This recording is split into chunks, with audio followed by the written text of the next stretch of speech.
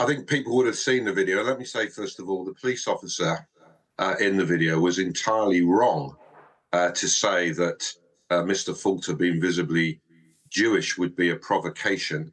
That's actually a smear against people marching. The reality is that every demonstration, there are many hundreds of Jewish people joining us, many in an organised Jewish bloc declaring themselves to be Jewish. Their presence is always warmly welcome. But the nature of the incident was not as Mr Falter has tried to portray it. He suggested he was innocently going for a walk, came across the march and was asked to leave because he was openly Jewish. The reality was he came to the march with an entourage of 4 to 5 people and a film crew, sought to break through the stewards, physically push himself past the police in order to walk in front of the march to provoke and to try to stop it. He was trying to provoke a confrontation. That's what happened. He says that is not the case at all. What he was doing was, which he's perfectly entitled to do, he'd been to the synagogue and then he wanted to go for a stroll and he was prevented from doing that because he's Jewish. Well, I think the entire video of the incident is now available online. I think people should watch it. But I think people need also to be aware of who Mr Falter is and the organisation he represents. They're a deeply controversial organisation. They were highly criticised shortly after they were set up by a parliamentary inquiry into anti-Semitism. They were criticised on the basis that they were deliberately conflating anti-Semitism with legitimate criticism of the actions of the Israeli state. They've also been heavily criticised for a stream of Islamophobic comments, including smears against the Mayor of London, and for using anti-Palestinian racist rhetoric. Since the marches have begun, the organisation have tried to stop them. They've even called for the army to be brought onto the streets to stop the marches happening. Now they're using the tactic of coming to the marches, trying to provoke an incident so that they can say there are scenes of disorder and therefore the marches cannot go ahead. These are disgraceful antics. They should be shunned by anybody who believes in the right to protest and democratic freedoms. Nevertheless, Ben, he and those with him, his film crew, whoever was with him, should be allowed to cross the road if they want to. Yeah, look, I mean, first of all, what he was actually doing was a counter-protest, and we would uphold. We have strong problems with Mr Falter's political views. He believes it's legitimate for Israel to do exactly what it's doing at the moment. He's entitled to those views, however repugnant they might be to a whole section of people. He has a right to counter-protest. We uphold people's right to counter-protest. At most of the demonstrations, there are people who are counter-protesting. What he was trying to do was to claim he had the right to walk directly into the march. And if you watch the whole video, actually the police officer who was dealing with him, who made those remarks that were quite disgraceful, but what he was also trying to do was suggest to Mr Falter a way in which he could get to where he claimed he wanted to get to by a different route. He didn't want to do that, and he had no intention of going anywhere else. He came deliberately to the march, as I say, with an entourage and a film crew, in order to provoke a confrontation so he could film it and then suggest that he was unsafe at the march. He's with us. You want to respond? Yeah, I mean, I find that, I listened to part of that. I just find that absolutely astonishing. I was not going to try and provoke something. And if Ben Jamal thinks that I'm trying to provoke something, what exactly does he think I'm trying to provoke by being openly Jewish? It's his march. He has these marches constantly. I was not there to counter-protest. I was not there with film crews or anything of the sort. His march was being covered by film crews, including Sky's film crew, which filmed it. I was not there to counter-protest. I was simply Jewish in the vicinity of these marches. And what we know from 6 months of this is that at these marches, we see constant incidents of glorification of terrorism. We see people engaging in all sorts of anti-Semitic hatred, as I saw at that march then. And I didn't see anybody from the Palestinian Solidarity Campaign's different stewarding teams. I didn't see anybody saying, for example, that the people shouting scum or disgusting or Nazis or anything of the sort at me. I didn't see any of them being remonstrated with by their fellow marchers. And this is what we see week after week after week.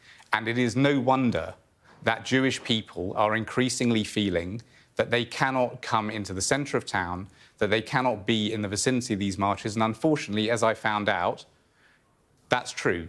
It's not just a suspicion. It's not just a fear. It is absolutely true. OK, Ben Jamal, right of reply? Well, look, I mean, first of all, the narrative is entirely untrue. I would invite your viewers to go and watch the entire video. They will see exactly what happened, and Mr Falter's organisation has come to try to disrupt every single one. No, I'm sorry, that's not true. I have not been there at any of your demonstrations. I didn't say you. No, I'm sorry, this is not true. You also, I heard as I came on, I heard you saying all sorts of nonsense about what my views are. You do not know me, you do not know my views. And I'm afraid to say I have not been at your marches. You're trying to make out that this is something I do week in, week out. This is the first one of your marches that I have come across. Right, what rubbish you talk, man. Can I speak without interruption from Mr Falter? Go on. If you'd like to say something true. What I actually said was your organisation has been at each one of the marches. I didn't say that you had been at each one of the marches. And I do know your views because you are the head of an organisation who is very clear about your views. And as I said, you have been widely criticised as an organisation for conflating anti-Semitism. No, I'm sorry, you said, for example, that you started to talk about my views on Israel and things like that, things I have not spoken about publicly. So how can you possibly know my views? You make things up. Well, Mr Falter, you are the head of a campaigning organisation, so your views so are you. And what about your organisation, which puts these marches on, where we've done polling now, which shows 90% of British Jews are afraid to come into city centres. What do you say about, for example, people dressed as Hamas terrorists at your demonstrations? What about that? I don't know. I can carry on trying to talk over Mr Falter, but if he could just be silent for a minute, and then I can make my points, and then I'll allow him to respond in any way he wishes to, rather than having him shout over me. His views are extremely well known, but the issue again that he's not dealing with, from the start of these marches, very early on, his organisation called for the army to be brought onto the streets. The issue is, the problem with Mr Falter's presence was not that he is openly Jewish. He's not dealing with the fact that at every single march, there are thousands of Jewish people marching, many of them in an organised... What rubbish! They're in an organised block, in a Jewish block. They are warmly welcomed at every demonstration. Some of them have put out public statements disassociating themselves with what Mr Falter and his organisation were doing at the last march. So that's... Let him come back to you on that. First of all, I don't want to continue having a conversation with Ben Jamal. I'm happy to have an interview with you, but I don't want to carry on. You did want to come on and talk. Right. No. I'm not criticising UK. That you wanted to have the conversation. I did want to. Final thought from you then, Ben Jamal, if I may. Hold on one second. Ben Jamal, according to Gideon, he has written to the Chief Superintendent saying that he will be in the vicinity of one of your marches potentially again next week. Will you welcome him? Well, I don't welcome people with his political views, but he's welcome to counter-protest. He has a right to do that. And, the police have a job of trying to manage the protest and the counter-protest. What Mr Falter is trying to do, what he was trying to do on Saturday and what he's now encouraging other people to do, is to come to the march to try to disrupt it, to try to stop it progressing, and to seek a confrontation. And very clear. People aren't stupid. It's very clear what he's trying to do. He's trying to provoke scenes of disorder. OK, we must leave it there, Ben, because I want to bring in Gideon. But thank you for taking the time. Very much appreciated. What do you plan to do on the 27th of April? Thank you. Well, I plan to walk again. I plan to go for a walk in the vicinity of these marches. I should be allowed to do that. Any Jewish person who wants to do that, anybody who's got friends who are Jewish should feel free to walk with them as well. And when does a walk constitute a march? Well, I suppose if we say, everybody meet here and walk to this particular point, that would be a march. That's not what we're saying. We're saying that if these things are so safe, then we should be allowed to walk. And what Ben Jamal says is absolutely not true. There are not thousands of people Jewish people joining his marches.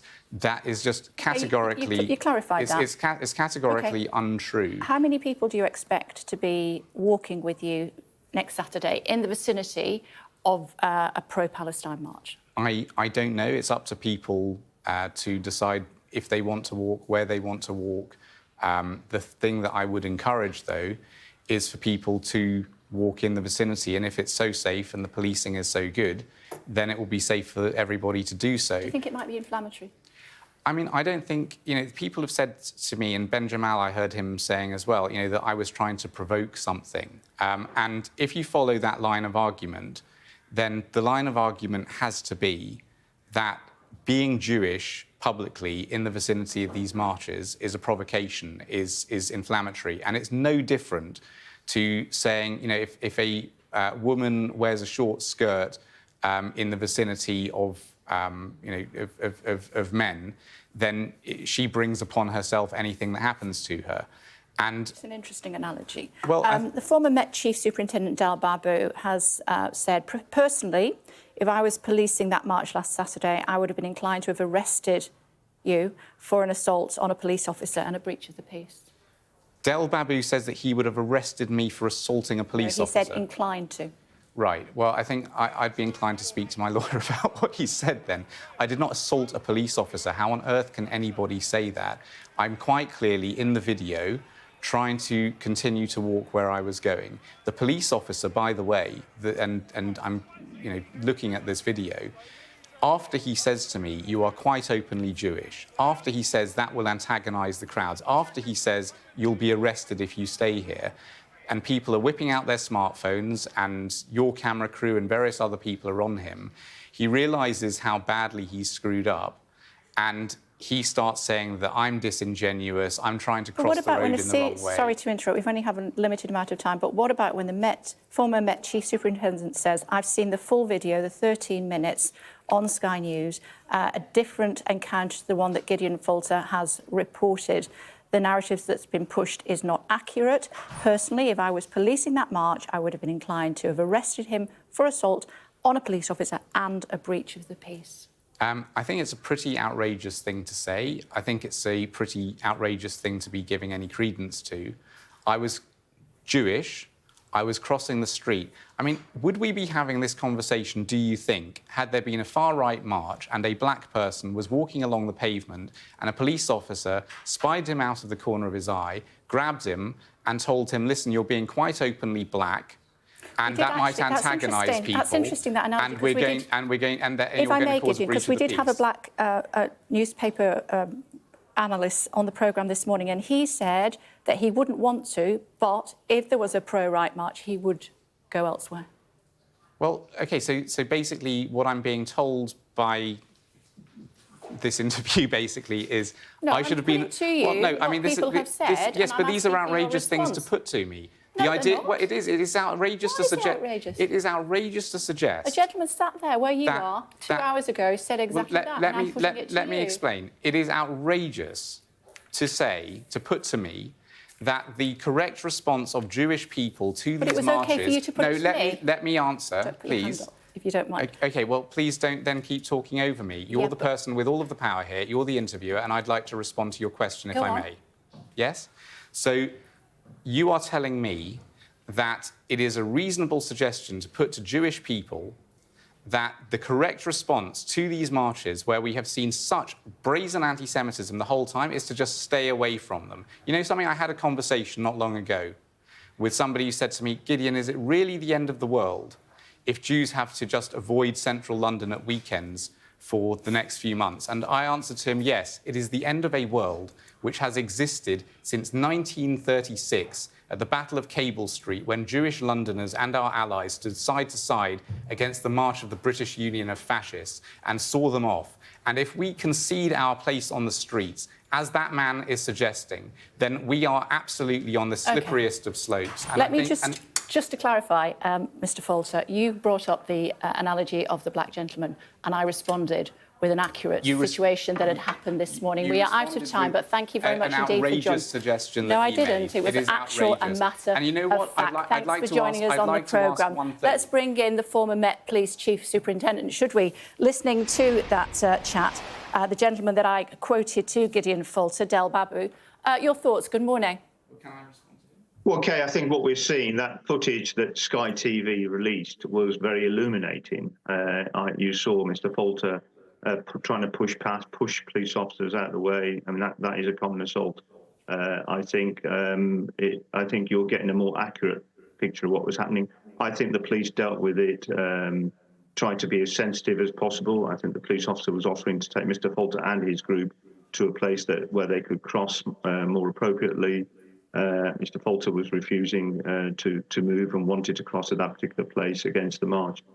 So I think we're getting a more accurate picture of what's happening. But this is perhaps important for news outlets to ensure that they get an accurate picture. The 13 minutes that the Sky released is very helpful. And I've been asking all weekend since this incident came up, can we see the full footage as opposed to bits that have been edited or placed by Mr Falter and his supporters?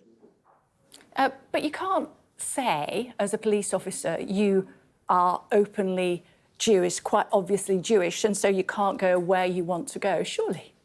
No. I mean, that phrase was unacceptable, and the police have apologised to Mr Falter, and quite rightly. But it demonstrates the challenges that the police have when they're trying to manage demonstrations.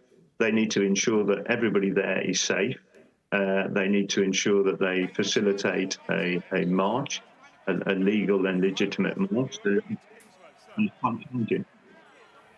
So what do you do if Mr Falter and some of his friends from the synagogue next Saturday want to come out for a walk where there is a pro-Palestinian march? What do the police do? Well, the police will... Mr Falter and his friends are obviously entitled to march or walk where they want to. If they're holding a demonstration, then they need to adhere to the conditions of holding demonstrations and make police aware so the police can facilitate that appropriately. So that will be a matter for operational policing. But I think, in terms of people being free to walk where they want to and in central London, if they are sort of Jewish, non-Jewish, Muslim, any faith, then clearly they're entitled to do that. OK. Unfortunately, we've got to leave it there, but it's good to talk to you, Del. Thanks for taking the time to join us. Thank you. Thank you, Kate.